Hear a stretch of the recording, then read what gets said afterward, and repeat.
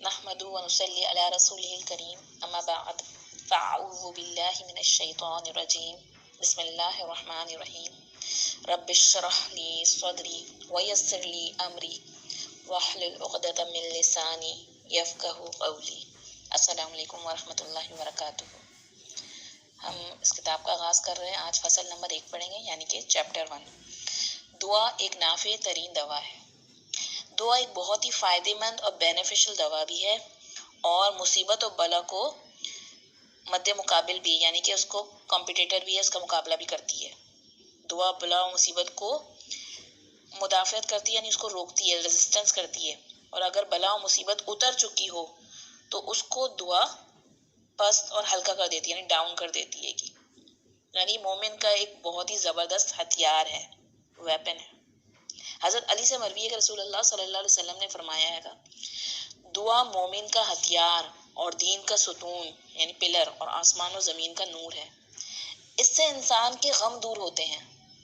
मुसीबत और बला के मुकाबले में मोमिन की दुआ जो होती है वो 3 दर्जे की होती है। नंबर 1, दुआ मुसीबत के मुकाबले में कवीतर और ज़ोरदार हो, यानी बहुत ही स्ट्रांग और पावरफुल है दुआ। तो ऐसी दुआ क्या होता है, मुसीबत को बिल्कुल हटा देती है, मुसीबत को रिमूव कर देती है कि वो आप तक पहुंचने से पहले ख़त्म हो जाती है मुसीबत। नंबर 2, सेकंड दर्जा क्या होता है, दुआ मुसीबत के मुकाबले में कमज़ोर है, यानी मुसीबत जो है इस सूरत में क्या है, पावरफुल है और दुआ कमज़ोर है। तो इस सूरत में मुसीबत कवी हो जाती है और बंदे को ये मुसीबत खामखा बर्दाश्त करना पड़ती है। कब होता है ये, दिल से नहीं मांगते हैं, बेयकीनी से कैफियत से मांग रहे हैं दुआ, तो क्या होगा कि मुसीबत खामखा बर्दाश्त करनी पड़ेगी। ताहम फिर भी ये होता है कि चाहे कमज़ोर ही क्यों ना हो दुआ, मुसीबत तो कुछ ना कुछ ज़रूर हल्का कर देती है। यानी बिल्कुल ना मांगने से फिर भी कुछ ना कुछ फ़ायदा होता है। पहले से कम होगा, ऐसी बात है, लेकिन कुछ ना कुछ फ़ायदा होता है। नंबर 3 स्टेज क्या है दुआ की, दुआ और मुसीबत बराबर दर्जे की हैं और ये दोनों आपस में एक दूसरे से कंपटीटर है, मुकाबला करती हैं। एक रिवायत में आता है आयशा रज़ियल्लाहु अन्हा की रसूलुल्लाह सल्लल्लाहु अलैहि वसल्लम ने फरमाया है, तकदीर से बचना मुमकिन नहीं और दुआ आई हुई मुसीबत में और जो अब तक नहीं आई है इसमें भी नफ़ा देती है, यानी इसमें भी फ़ायदा देती है। और मुसीबत जब उतरती है तो दुआ इसका मुकाबला करती रहती है और रोज़े क़यामत तक दुआ और मुसीबत आपस में जंग करती रहती हैं। यानी कुछ ऐसी मुसीबतें दुआ होती हैं इतनी पावरफुल है और मुसीबतें भी इतनी पावरफुल है, तो क्या है वो आपस में एक दूसरे से मुकाबला करती रहती है, इंसान तक वो नहीं पहुँच पाती वो मुसीबत। तो कितना बड़ा फ़ायदा है हमारे लिए, जो हमें नज़र तो नहीं आ रहा आँखों से, लेकिन दुआ करना भी, मतलब कहीं भी दुआ हमारी जो है वो ज़ाया नहीं हो रही है। एक और रिवायत में आता है, दुआ आई हुई मुसीबत और आइंदा आने वाली मुसीबत में फ़ायदा देती है। बस ए अल्लाह के बंदो, तुम दुआ को लाजिम पकड़ो, यानी लाजमी अल्लाह से दुआ करो। यानी वो मुसीबत जो आ चुकी है हम पर और जो अभी नहीं आएगी, इन द फ्यूचर आ सकती है, उसमें भी हमारी वो दुआएं जो हम कर रहे हैं उसको फ़ायदा देगी। मुस्तदरक की एक रिवायत में आता है, रसूलुल्लाह सल्लल्लाहु अलैहि वसल्लम ने फरमाया है, क़ज़ा और क़दर कोई चीज़ दूर नहीं कर सकती, यानी तकदीर में जो लिख दिया गया है, सिवाय दुआ के। और कोई चीज़ उम्र को बढ़ा नहीं सकती सिवाय नेकी के, यानी आपकी उम्र में बढ़ाना, यानी कि उम्र में वक्त में बरकत हो जाती है। वही टाइम हैगा, पीरियड हैगा, उसमें लोग अपने ज़िंदगी में गुनाह कर करके अपना पलड़ा भारी कर रहे हैं लेफ्ट साइड का, और वही टाइम पीरियड में एक इंसान इतनी प्रोडक्टिव लाइफ गुजारता है कि वो अपने बाद के आने वाली नस्लों के लिए भी बहुत खैर कसीर छोड़ जाता है, जैसे कि हम ये किताब पढ़ रहे हैं। तो नेकी जो है वो क्या करती है, वो आपकी उम्र में इजाफा कर देती है, उसमें बरकत का सबब बनती है। और आदमी गुनाहों की वजह से रिस्क और रोज़ी से भी महरूम हो जाता है, यानी इंसान के गुनाह होते हैं जो अल्लाह ने उसके लिए रिस्क और रोज़ी लिखी है वो भी उसके से महरूम कर दिया जाता है। गुनाह रोज़ी को तबाह कर देता है। तो इस हदीस से हमें क्या पता चल रहा है, इसका हल क्या है, इस्तग़फ़ार। एक नेकी जो होती है दूसरी नेकी का दरवाज़ा खोलती है। तो जब भी गुनाह हो जाए तो फ़ौरन तौबा करें, कोई नेकी करें, किसी को पानी पिला दें, एक पेज कुरान पढ़ लें, कुछ तो करें ताकि आपका जो साइकिल है वो ब्रेक हो जाए गुनाहों का। तो सच्चे दिल से इस्तग़फ़ार करें। फसल नंबर 2 यानी चैप्टर 2, दुआ में इलाव जारी करना, यानी दुआ में रोना धोना। ये बहुत ही फ़ायदेमंद है इंसान के लिए कि इंसान दुआ में इलाव जारी करे। हज़रत अबू हुरैरा से रिवायत है, जो आदमी अल्लाह ताला से सवाल नहीं करता अल्लाह ताला इस पर खफा होता है। क्यों अल्लाह ताला के पास नहीं आता? सोचें, इतना सेल्फ सफिशिएंट हो गए कि अल्लाह की ज़रूरत नहीं है हमें। और मुस्तदरक की एक और रिवायत में आता है, नबी करीम सल्लल्लाहु अलैहि वसल्लम ने फरमाया, दुआ करो और बेताबी ना करो, बेताबी ना आने दो, क्योंकि दुआ करने के बाद कोई शख्स हलाक नहीं होता है, यानी बेसब्रापन नहीं दिखाओ। आंसू अगरचे देखें दुआ में इंसान को अल्लाह ताला के सामने रोए ना, आंसू अगरचे तकलीफ देते हैं लेकिन बहुत फ़ायदेमंद भी होते हैं, दिल का गुबार इंसान का निकल जाता है। और ख़ास तौर पे जब इंसान अल्लाह की मोहब्बत और खौफ से रोए तो दिल नरम हो जाते हैं, और फिर ऐसे में तो इंसान के जहन्नुम की आग से भी दूर करते हैं। और तन्हाई में इंसान जो रोने वाला है वो क़यामत के दिन अर्श के साया नसीब होगा उसको, अब अल्लाह के डर से रोने वाला तन्हाई में। इसी तरह रसूलुल्लाह सल्लल्लाहु अलैहि वसल्लम ने फरमाया, अल्लाह ताला दुआ में इलाज़ारी करने वाले को महबूब रखता है, यानी पसंद करता है कि बंदा मेरे सामने गिड़गिड़ाए, अपने दिल का हाल हल्का करे।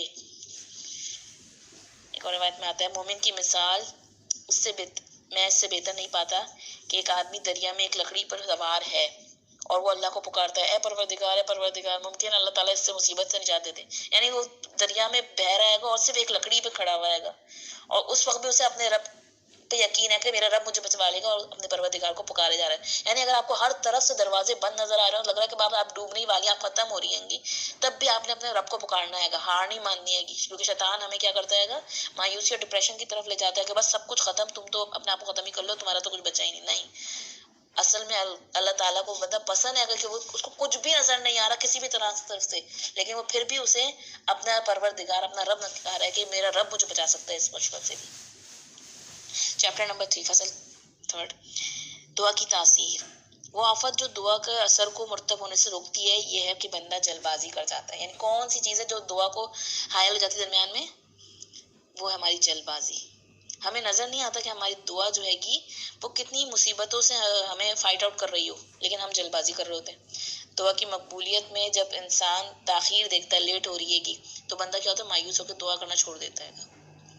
तो इस शख्स का हाल ऐसा आदमी जैसा है जिसने खेत में दाने डाले या बाग में दरख्त के पौधे लगाए, खेती और दरख्तों की खिदमत करता रहा, उन्हें पानी देता रहा, लेकिन जब इसके कमाल का वक्त आया, यानी फल खाने का वक्त आया, और तो उसने क्या करा, उस खेती को छोड़ दिया और बिल्कुल गाफिल और बेखबर हो गया उससे। तो ये कितना बेवकूफ़ी होगी ना कि जब टाइम आने वाला है, आपको नहीं पता कि आपकी दुआ का कबूल होने का टाइम कौन सा आएगा, अल्लाह ताला आपको देने वाला, और आप ना बिल्कुल होके बैठ जाएंगे, नहीं मैं तो नहीं मांग रही, अपना बहुत मांग ली, कुछ हो तो रहा नहीं फ़ायदा, नहीं, आपने ऐसा नहीं करना है। अबू हुरैरा से रिवायत है कि रसूलुल्लाह सल्लल्लाहु अलैहि वसल्लम फरमाया, तुम में से हर एक की दुआ कबूल होती है अगर तुम जल्दबाजी ना करो। दुआ करने वाला कहने लगता है कि मैंने बहुत दुआ की मगर दुआ मेरी कबूल नहीं हुई। तो दुआ तो कबूल होती है, लेकिन उसके इजहार के तरीके मुख्तलिफ होते हैं जो हमें नज़र नहीं आ रहे होते बाज़ वक़्त, कि कितनी दफ़ा दुआ की वजह से हमारी मुसीबतें टल रही होती हैं। तो दुआ करना है, करते रहना है, जब तक मसला हल ना हो जाए दुआ करते रहना है। नबी करीम सल्लल्लाहु अलैहि वसल्लम ने इरशाद फरमाया, मसनद अहमद की रिवायत है, बंदे की दुआ कबूल होती है जबकि वो गुनाह और कतई रहमी की दुआ ना करे और जल्दबाजी ना करे। तो किसी ने अर्ज़ किया, या रसूलुल्लाह सल्लल्लाहु अलैहि वसल्लम जल्दबाजी का क्या मतलब है? आपने फरमाया, जल्दबाजी ये है कि बंदा कहने लगता है मैंने दुआ की और बहुत दुआ की, लेकिन मेरी दुआ कबूल होती नजर ही नहीं आती। इस हालत को पहुंच के वो मायूस हो जाता है और दुआ करना छोड़ देता है।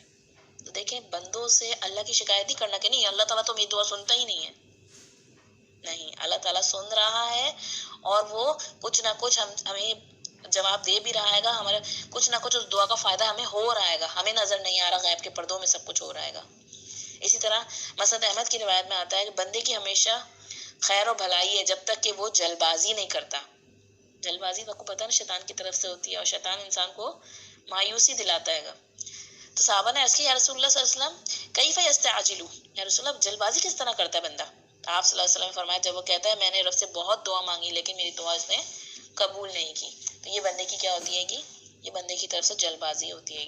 तो हमने आज 3 चैप्टर कंप्लीट करके इसमें क्या सीखाएगा दुआ के हवाले से, कि देखें कोई भी तकलीफ हो, परेशानी हो, वो दुआ के ज़रिए दूर होगी, और हमने यकीन के साथ दुआ करनी है कि मुस्तकिल मिजाजी के साथ दुआ करनी है कि कंटिन्यूसली, और हार नहीं माननी है, और तन्हाई में रो रो कर मांगना है, या अल्लाह सिर्फ तू है जो मदद कर सकता है, मुझे किसी इंसान से कोई उम्मीद नहीं है।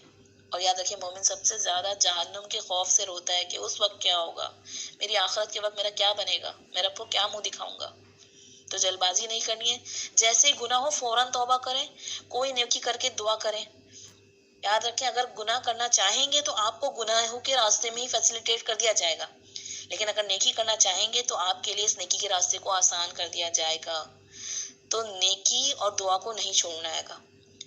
अगरचे गुनाह अभी भी हो रहे हो तब भी ندامت ہو اور نیکی و گناہ کو نہ چھوڑیں، بلکہ گناہوں کو چھوڑنے کی اندر سے آپ کے اندر تڑپ و چاہت و خواہش ہونی چاہیے، اور اللہ تعالیٰ سے مانگیں، اس رب سے مانگیں کہ وہ گناہوں سے بھی نجات دے آپ کو، اور اللہ تعالیٰ کے سامنے گناہوں کا اعتراف بھی کریں، اعتراف کر کے رو رو کے گڑ گڑائیں کہ یا اللہ میں خود پریشان ہوں اپنے گناہوں سے، میں اپنے ساتھ کیا کر بیٹھی ہوں، میں اپنے آپ کو کہاں انوالو کر بیٹھی ہوں۔